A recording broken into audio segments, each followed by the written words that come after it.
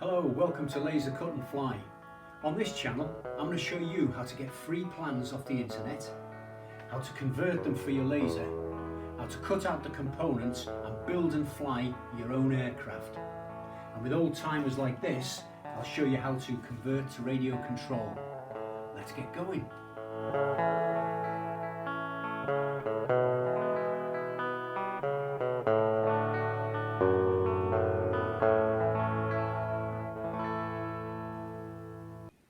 Hello, I'm the Laser Model Guy. Welcome back to Laser Cut and Build. This is part 2 of a series where we're going to build the Hurricane.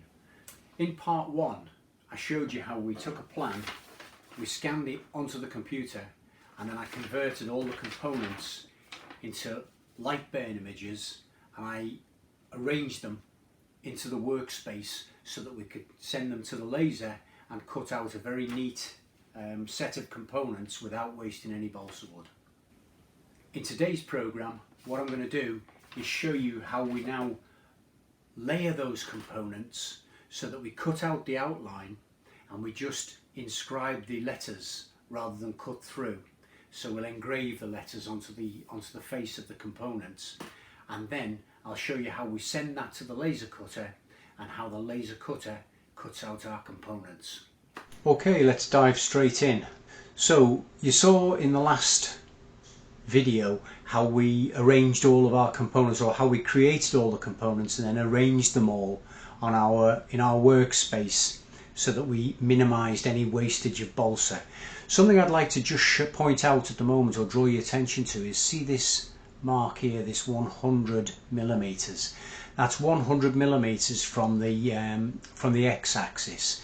Now our sheets of balsa are 100 millimeters wide, so they're as long as we want them to be. They're a meter long, so we're going to cut them down to whatever length we need, but 100 meter wide. So if you look at this line of the 100 millimeters there, you can see that nothing actually crosses that line, or there's nothing overlapping that line. That's because when we lay our sheets of wood onto the work area, there'll be a join there. There'll be one sheet here and then there'll be another sheet there. Now when we look at the length of it, I'm going to have to cut one of those sheets to 270 millimeters long, and that will be lay side by side with another sheet that is 210 millimeters long. And by doing that, by organizing these so that they all come to more or less the same length, it means that we don't, if one of these was sticking out up here, we'd have to have the whole sheet that long and we'd be wasting a lot of wood. So we try to organize it so that we've got a relatively flat end so that we can get our maximum use out of our balsa wood. Okay, so that's the first thing. Now the second thing is, I've got the outlines that I want to cut out, but I've also got the names of each of the components, like F6, F3, F3 there, and I've also named the sheets so that we can identify what they are later if we're ever making more than one aeroplane at a time. And I don't want the laser to cut all the way through when it's doing this, and that's where our layers come in. And if you look down here, we've got all of these different coloured layers that we can assign to the different actions that the laser is going to do. And the easiest way to do this, I just want 2 layers. I want one for writing the letters or writing the text, and I want one for cutting all the way through. So the best way I've found to do this quickly is if I highlight everything and then make everything on that second layer along.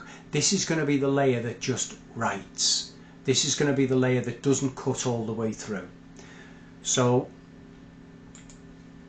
everything now is just going to get drawn out on the balsa. Nothing's going to be cut through.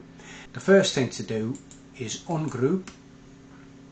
So we ungroup all the components, and now if I press Control and just click the outline, so I'm not clicking any of the text, just selecting the outline and collecting them all together by holding down Control while I left click on each. And once I've got them all gathered, I can assign them a different layer. So now when I come over here, all of our outlines are in black and all of our letters are in blue. So let me just group everything back together again so that nothing accidentally moves. Okay, so we're all back in one piece again. Just move back to where we want to be. Make sure that our 100mm line is clear. Now, if we come across here, we've now got our two layers. So on layer 1, if we click on layer 1, we see that we're currently on 600mm per minute. I want to move that to 500mm a minute, and we'll leave that at 20% power. So we'll turn off air assist, and we'll also put on constant power mode.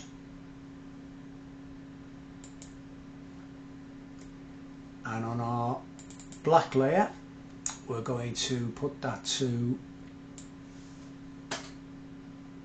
500mm a minute, and we'll have it on 80% power. We'll have constant power mode, and we'll turn off air assist. Constant power mode, what this means is that the power will remain constant throughout the entire cut on the black line.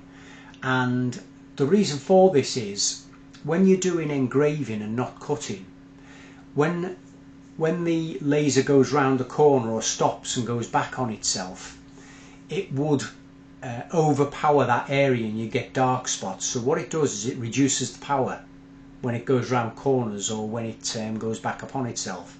If we did that with cutting, then what would happen is it wouldn't cut all the way through.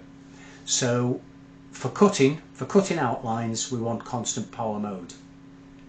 We don't have air assist on the Sculpfun S9, so that's why I've switched air assist off.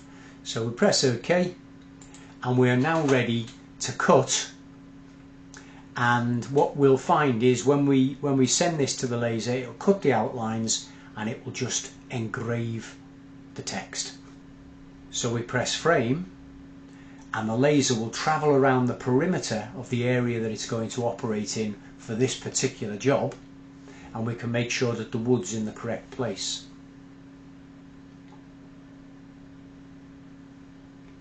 After that, we press start, and the laser will start cutting and engraving according to our settings. Let's press start, and away we go.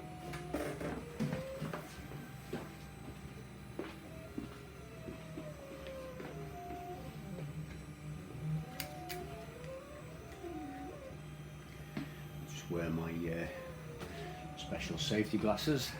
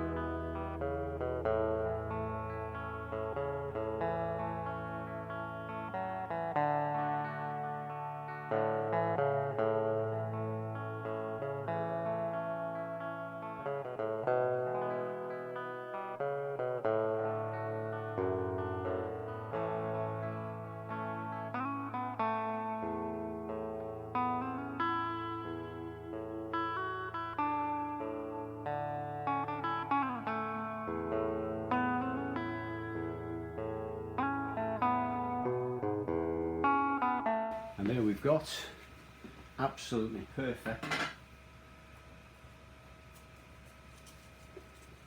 perfectly cut, perfectly shaped, absolutely wonderful. And they just pop out just like that, and you can now build an aeroplane with perfectly cut pieces.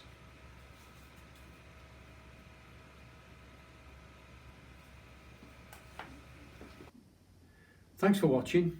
In the next program we're going to start to build the aeroplane.